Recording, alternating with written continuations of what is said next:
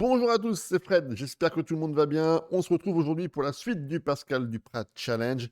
Lors de la dernière vidéo, on s'est arrêté le 29 mars 2025 et une place de 15e. Il reste maintenant 2 mois de compétition. On va détailler ça ensemble tout de suite. Allez, c'est parti pour le mois d'avril.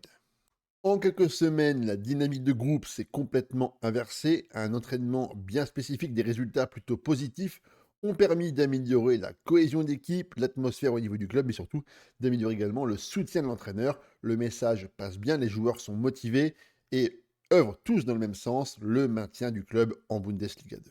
C'était peut-être le match à ne pas perdre, en tout cas celui qu'il fallait absolument gagner contre Osnabrück, actuellement 16e. Les joueurs ont répondu parfaitement présents. On a été emmené par une très très bonne défense et un très très bon duo de sentinelles devant la défense centrale. Les joueurs ont montré qu'ils avaient encore du répondant et qu'on allait pouvoir compter sur eux jusqu'au bout dans cette fin de saison. Deux styles totalement opposés. Pour nous, c'est un 4-2-3-1 extrêmement offensif, agressif, avec énormément d'intensité. Osnabrück, par contre, même à domicile, ont posé le bus, un 3-5-2-1 très défensif.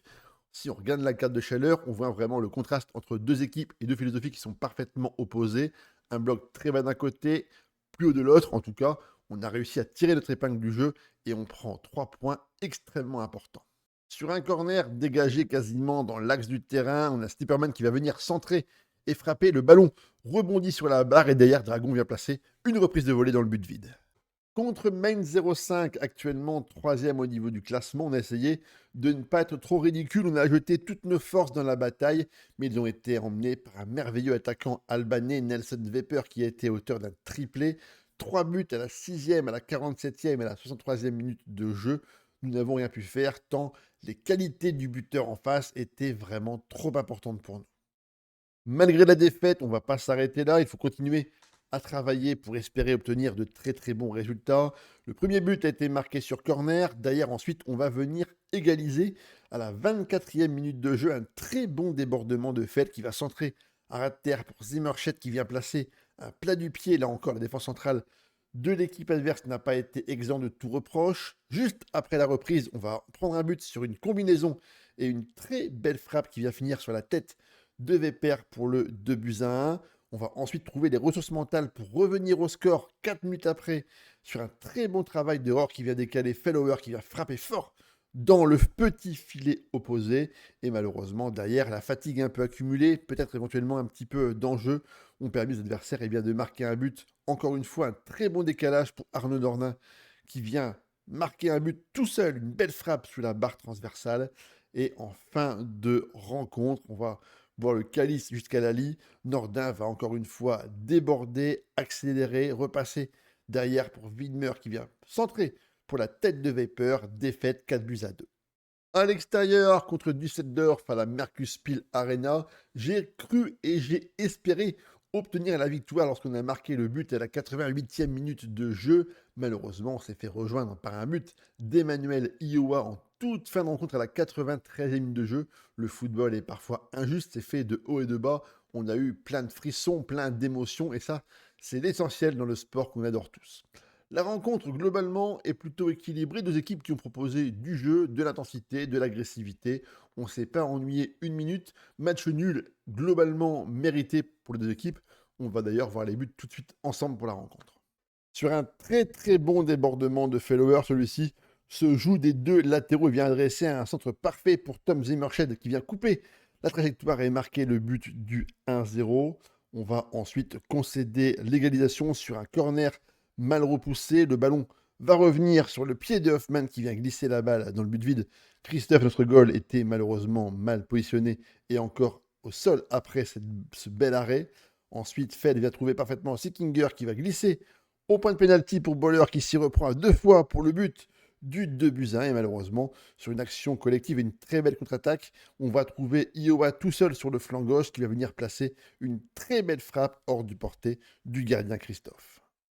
Devant nos supporters, nous avons accueilli une équipe d'Hanovre actuellement leader au classement. Et là encore, on s'est aperçu que la différence était très importante. On a pourtant amené, eh bien, vous allez voir, beaucoup d'intensité.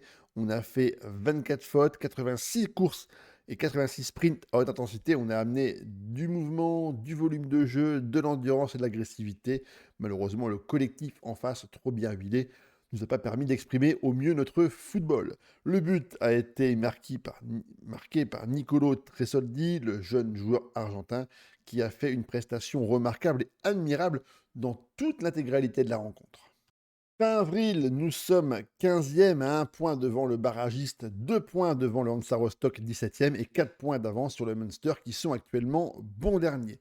Le calendrier est plutôt favorable, on est sur une dynamique plutôt positive. Le positif amenant le positif, on va tout donner pour essayer de se maintenir. On va affronter des équipes qui ont un niveau de jeu similaire à nous et qui sont également en bas de tableau. On va affronter l'Arminia Bielefeld pour le prochain match. On va également affronter le Munster lors de la dernière journée. Autant dire que si on ne se loupe pas sur les concurrences directes, normalement, on devrait pouvoir se maintenir. Mais on ne va pas prendre ça tout de suite à la légère. On doit prendre les matchs un par un, gagner les matchs pour se sauver de la plus belle des façons. Dans le match de la peur, on réussit à s'imposer au mental 3 buts à 2. Les deux équipes ont été très bonnes. On a eu beaucoup d'occasions, énormément de duels, de combats. En tout cas, on repart de là-bas avec 3 points. Comptablement, on va vraiment pouvoir souffler, se dire que peut-être on voit enfin le bout du tunnel. Nous menions pourtant 2-0 à la mi-temps, on s'est fait rejoindre et on a trouvé les ressources et l'envie nécessaire de venir marquer ce troisième but par Imad Rondic à la 88e minute de jeu.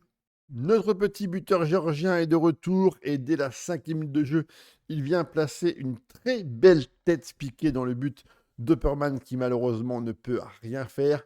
On va doubler la mise juste avant la mi-temps sur une très belle action collective. Rohr va passer pour Feld qui va passer une très belle frappe dans le but. Opperman, encore une fois, malheureusement, est battu. Ensuite, on va prendre le but du 2-1. Kunz va travailler côté droit pour Biakandi qui va venir tromper Christophe d'une frappe à terre. Le gardien allemand, malheureusement, ne peut pas repousser la tentative. On va ensuite prendre un but sur penalty à la 85e minute de jeu et on va marquer le but, la délivrance sur un débordement de Fellower qui va accélérer et venir centrer pour Rondic qui n'est pas hors jeu. Belle victoire 3-2.